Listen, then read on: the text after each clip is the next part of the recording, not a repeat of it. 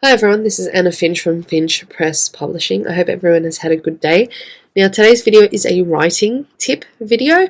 Now this is more for either those who are just starting or planning a novel, or those who are in the editing or revising stage.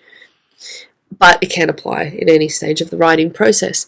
Now, when I started revising and editing my novel, because I'm currently adding a few more chapters to give the two main characters a bit more of a backstory and how they fell in love, so I have to add that in because originally I didn't plan on making a romance, but it kind of ended up like that in the end, so I've got to go back and add backstory to it, which I forgot to do before I sent it to a content editor. I did not remember to add those things in. I honestly thought I added them in where there was enough backstory, but there wasn't, so I'm going back and adding more, and things like changing tenses and all that sort of stuff. So I am currently doing all that, and because I'm on my fourth draft for my novel, there are some details that I forget, like the age of a character or their appearance, or because it's a urban fantasy novel, it's got a magic system. There are spells. Now, I didn't really include any spells in that with words in the original first few drafts, but it was recommended to me by my content editor to actually put physical spells in, so actual words that the character would say in order to cast a particular spell. So I'm going back and adding that. And my memory is terrible when it comes to those minor details, or even big details like character arc.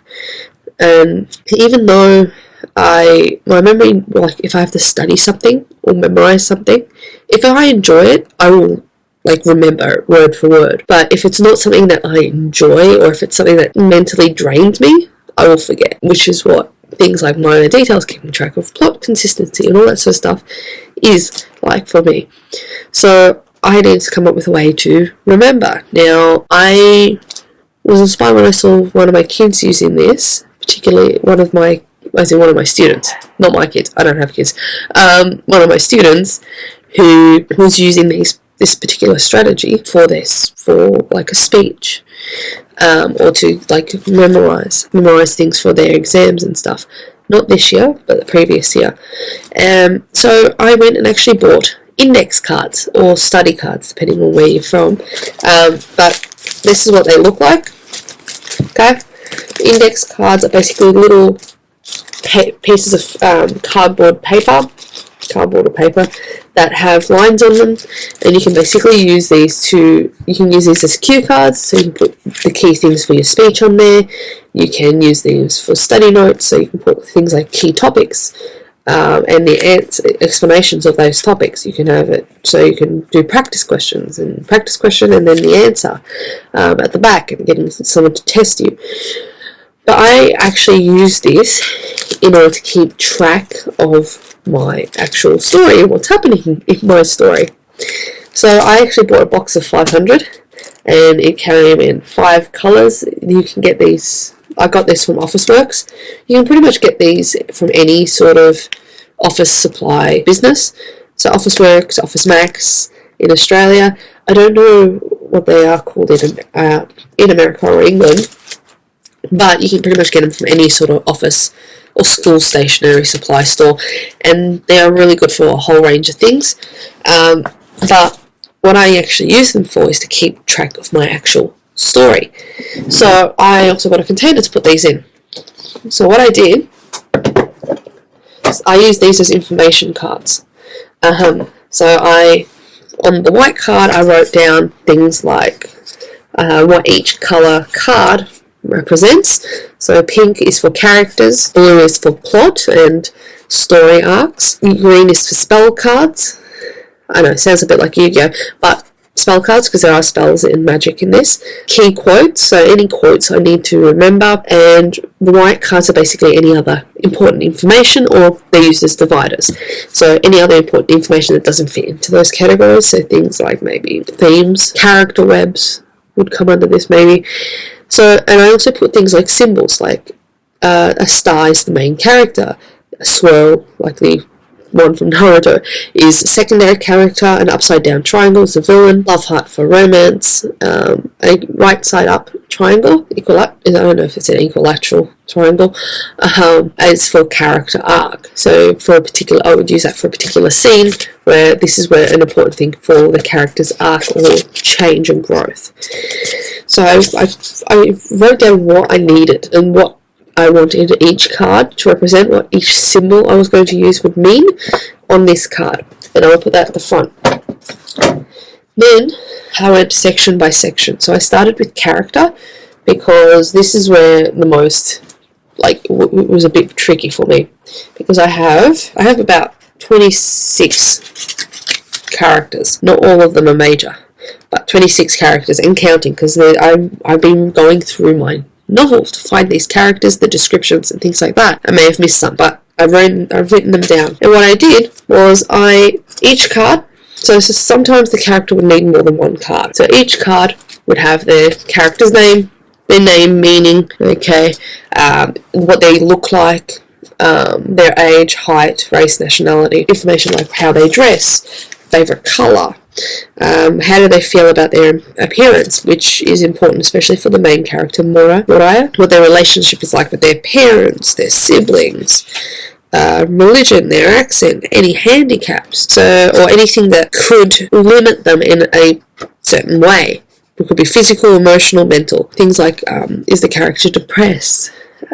So depression could limit them. It could limit their ability to make connections. Anything that could physically, emotionally, or mentally limit them or impact them in some way, you would put that down. And I did that for every single character.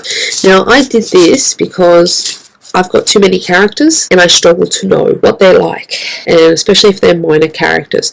Now, some of the information I put on these character cards, I actually found those particular questions that I wanted answered on Rick Riordan's website. So Rick Riordan, if you don't, you probably would know, you probably know that he's the author of Percy Jackson, and he has in interviews talked about what his process is for writing, and how it is, like if he gets stuck with a particular character, what's his process with it. So he's written that down, and I actually got those questions for the characters from his site, from an interview that he did. So you can literally look it up and it'll have things for character profile, things for themes and stuff like that, which is pretty good and allowed me to know the characters a bit more. I then looked at plot, okay, so I organised the plot in this by chapter, and next to each chapter I would draw a symbol. So, like, what is it? So, is it an introduction? Is it world? Or I would write words. So, is it introduction, world building? Is it character arc? Is it romance? I wrote that information down on the cards. Then I'd get one of each of those blue cards, and I'd write like what particular chapter or scene it is. I wrote whose character's point of view, because I actually originally started with multi-POV, but I'm making it a single POV. So who's the character, what perspective are they seeing, in what tense. Their plot points, so the main plot points for the particular scene, the hook, so what actually would grab the audience's attention, and the key event in that particular scene. Then I looked at spells. Now, originally with the story, there were no actual spells in words. I would describe the effect rather than actually get the character to say a particular spell. So, based on the advice of my content editor, I'm now going back, in my 5th draft, I'm going to go back and add those spells in once I get all the other chapters in place. So what I did, I wrote spell cards, okay, numbered them, and I wrote the key spell, or rather the effect. It could be the category of spell. So is it an illusion, is it a curse, is it a jinx? And I'd write that down. And because of where my story is set, and the names are all the names of the characters are pretty much Hebrew or Arabic, because of the location of where the setting is. Even though it's a mermaid kingdom, where it was in relation to human world, is important because it was in the area of around the area of in the Mediterranean Sea, but near places like Jerusalem in Israel and areas like Egypt and the Middle East, roughly in that sort of area. I wanted to keep the spells and things in the languages of that area and what those languages would have been like in that time.